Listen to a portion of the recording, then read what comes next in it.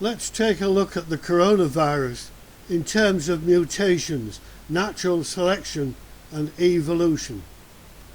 Darwinian evolution dogmatically pervades all our mainstream media and education.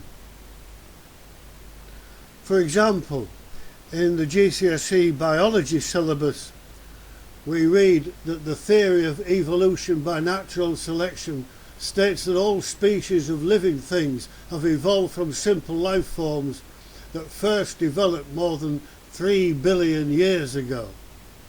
We're not told how they developed. GCSE biology evidence for evolution. Students should be able to describe the evidence for evolution, including antibiotic resistance in bacteria. Now, our bodies are made up of around 100 trillion cells. We have skin cells, muscle cells, nerve cells, blood cells, brain cells. And all these cells are packed with brilliant machines, which we call organelles, ribosomes, that make proteins, lysosomes, mitochondria that converts sugars into energy. We also have many more trillions of viruses.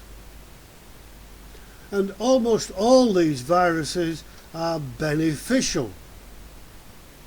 They aid digestion and immunity and control the bacteria in our bodies. However, if a mutation, which is a replication defect, occurs in the virus, it can be harmful, such as the flu virus. Even fatal if natural selection, which is the survival of the fittest or survival of the luckiest, if that kicks in, it's fatal.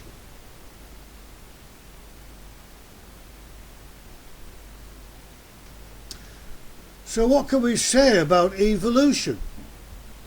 Well, nothing really. The Darwinian evolution has no contribution to this process.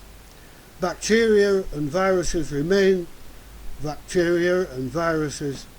There's no evolution, only devolution. There are more viruses in the ocean than there are stars in the sky. Combined, they would weigh as much as 75 million whales. Viruses are not living. Each is a small piece of DNA covered in a protein coat. They are parasites, and to replicate, need a host, like a bacterial or human cell. They inject their DNA into the host, make many copies of themselves, then burst out of the host cell. Now that might sound evil, but this process is mostly beneficial. It ensures that bacteria don't get out of control and that nutrients are recycled on the planet.